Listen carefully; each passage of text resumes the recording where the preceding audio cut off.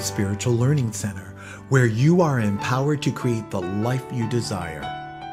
Our guiding belief is, by valuing and empowering all, we inspire a joyous and fulfilling life. At Vida, we study and practice the teachings of the science of mind and spirit founded by Dr. Ernest Holmes. Now, here's today's message. Hello, and welcome to the Vida Spiritual Connection. I'm Gary Takesian. I am a Science of Mind practitioner here at Vida Spiritual Learning Center, and it's my honor to bring you today's inspirational message. In 2023, our theme for the year is Renewing Mind, Opening Heart. And in July, our focus is Liberation, Freedom to Live Our Best Life. And we've had several good talks from both of our ministers. Reverend Sunshine has spoken on spiritual liberation and health liberation. Reverend Kevin has spoken on relationship liberation and financial freedom. And this week, I will be looking at environment liberation. And that's where we look at how we deal with life at home, at work, at play. And specifically, I want to look at liberation from the obstacles that interfere with achieving our desired goals. All right, let's get started. One of the great things that I like about the Science of Mind teaching is that we have very few rules of how we are supposed to live our lives. Unlike many other faith traditions, we don't have a sacred text filled with a bunch of thou shalt not do this or that within the context of living our daily lives. Our focus is more on what we can do than what we shouldn't do. Now, to be sure, we do have codes of conduct, especially for ministers and practitioners in relation to caring for our congregations. But in general, we do have a great freedom of thought. So in a sense, you could say that in studying and practicing the science of mind, we are already liberated from many of the constraints placed upon followers of some of the other spiritual traditions. By comparison, our science of mind teaching is more about empowerment than conformity. We don't learn what to think, we learn how to think. And we accept that we alone are the creative authors of our own life experience. We have the freedom not only to dream, but to bring our dreams into being, to use the power of our imaginations to visualize what we desire and use our science of mind teaching to help us reach our goals. And along with the freedom to create, we must also accept responsibility for the outcome, cheering when we succeed and acknowledging our part when it doesn't end up the way we had hoped.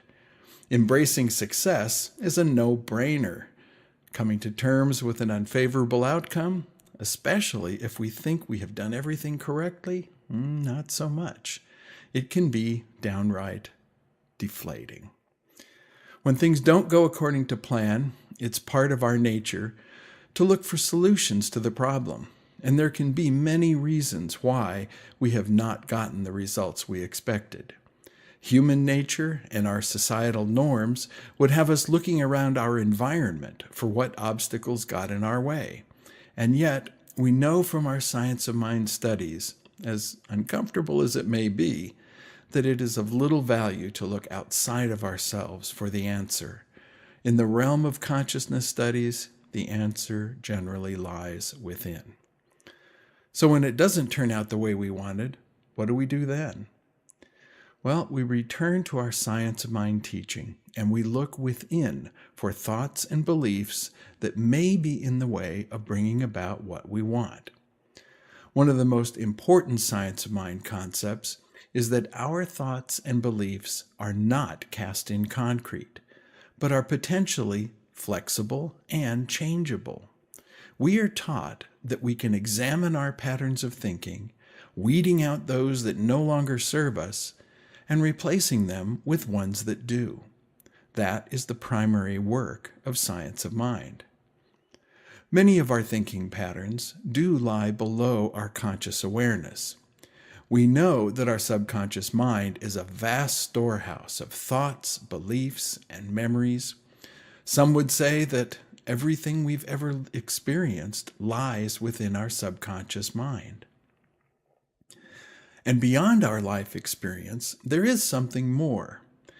The great Swiss psychologist Carl Jung added that our subconscious is joined with what he referred to as the collective unconscious, and that's the greater storehouse of common societal behavior patterns and norms that connect all of us together. This is consistent with our Science of Mind founder, Dr. Ernest Holmes, who called it race consciousness. Now, that's not racial, but regarding the whole human race. And to avoid confusion with racial issues, I like Jung's term collective unconscious. Now, society is filled with conventional wisdom as to what is possible and what is not. This wisdom, such as it is, gets passed down to us through our subconscious connection to the collective unconscious. It is in the realm of subconscious mind that many of the obstacles to our success reside. Without being aware of it, we can react to situations based on ideas that we ourselves have never consciously questioned, but unconsciously adopted, because everyone else reacts the same way. For example, we all have a natural instinct to avoid threatening situations. The fight or flight response is one of them. Another is the collection of fears related to what psychologists call self-sabotage. It's a natural fear reaction to perceived threats. And it's where that common phrase, "you are your own worst enemy," comes from. And there are several aspects to self-sabotage that I think are pertinent to what can stand in our way of realizing our desires, without our even being aware of their influence. One of the more disappointing bodies of fears and negative beliefs that gets passed down to us is the one that tells us that we are not good enough, we're not smart enough, we're not attractive enough, and, well, you can fill in the blanks. Because doubting one's self-worth can be one of the behind-the-scenes reasons why things don't work out as we would like to have them.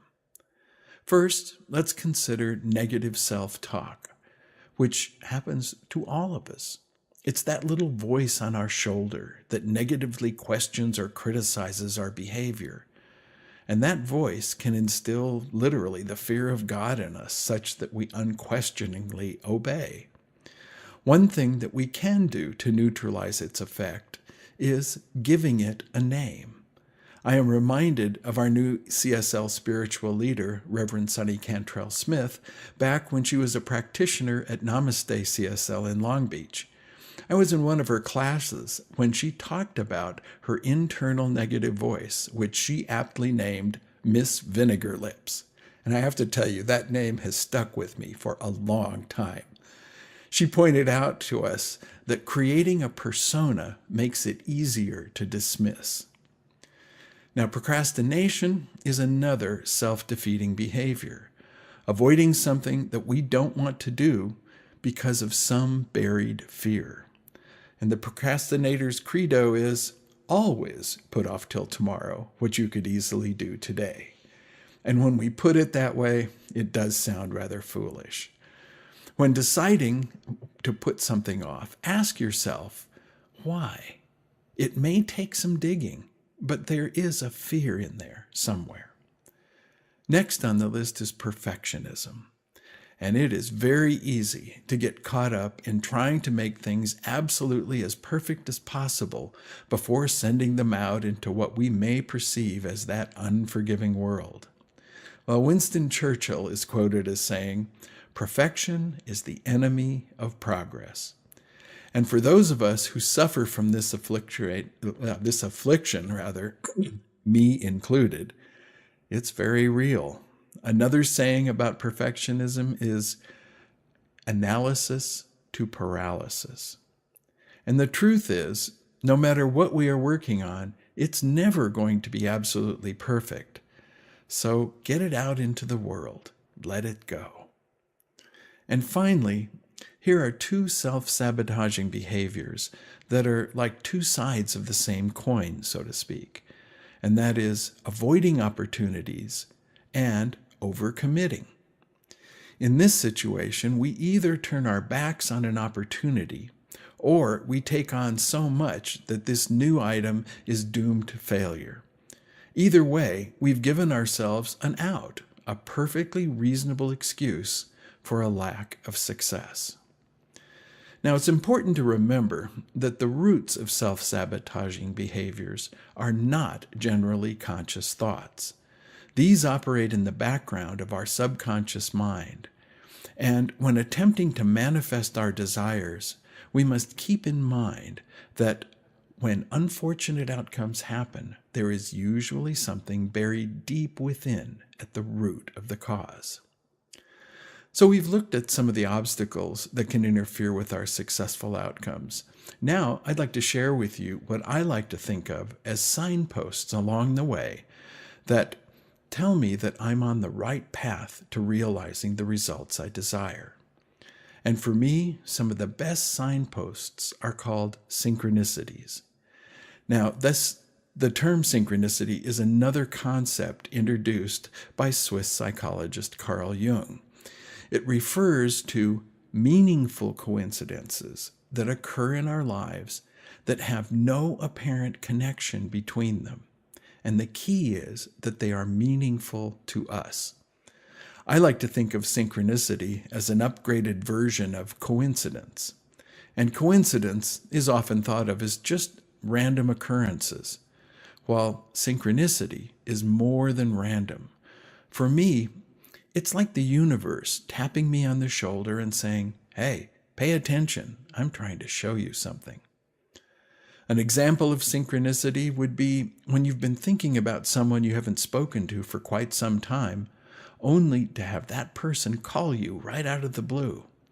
Or maybe a friend tells you about a book you might like to read that you didn't know about.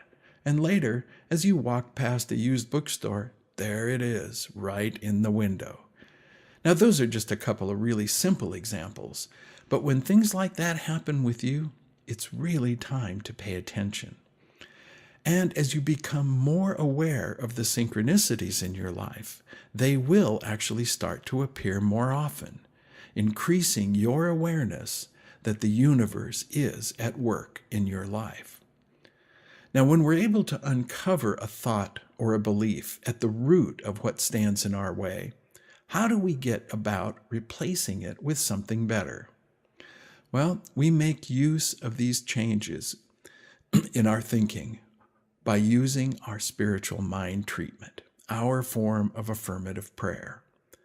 As a doctor prescribes treatment for a physical ailment, we give a spiritual mind treatment to change a specific thought or belief that is no longer serving us. We begin the treatment by acknowledging the singular power and presence of Spirit, the one divine mind that has brought forth all that exists. And since each of us is a part of all that exists, we then identify ourselves as in unity with Spirit. That which Spirit is, we are also.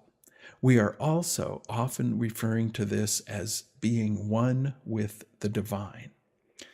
And in that state of mind, we have recognized Spirit as the one power and presence and stated our unity with Spirit.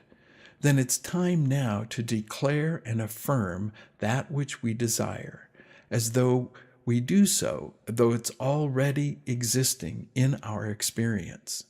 The New Thought teacher and writer Neville Goddard called it living from the wish fulfilled, seeing ourselves living and experiencing the fulfilled object of our desire. And as we see in our mind's eye our wish fulfilled, our natural response is one of gratitude. We give thanks for knowing the truth of our manifested desire.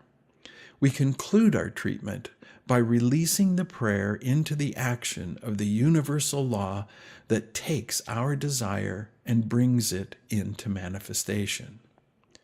Now, while we're on this subject, part of what I always give thanks for also is this very science of mind teaching. Through it, I have been able to refine my thinking from a place of believing that I was simply a victim of circumstances to now knowing that I am truly the creative author of my own life experience. And you know, I see this as a true example of liberation. And I'll leave you with this. And you've heard it before from others, I know. If I can do it, so can you.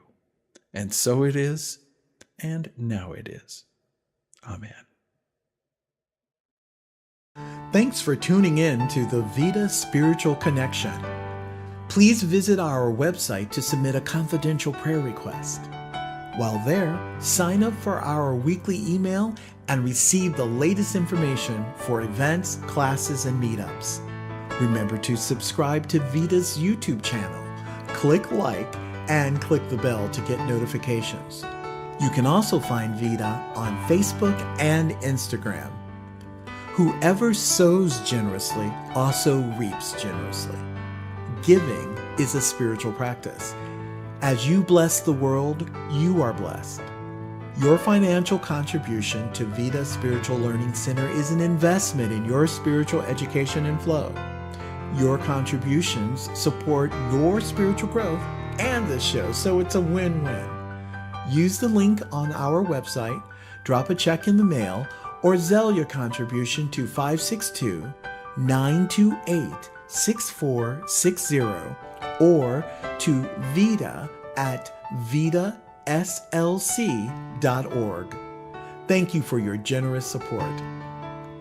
Have a wonderful week and see you next time for the Vida Spiritual Connection.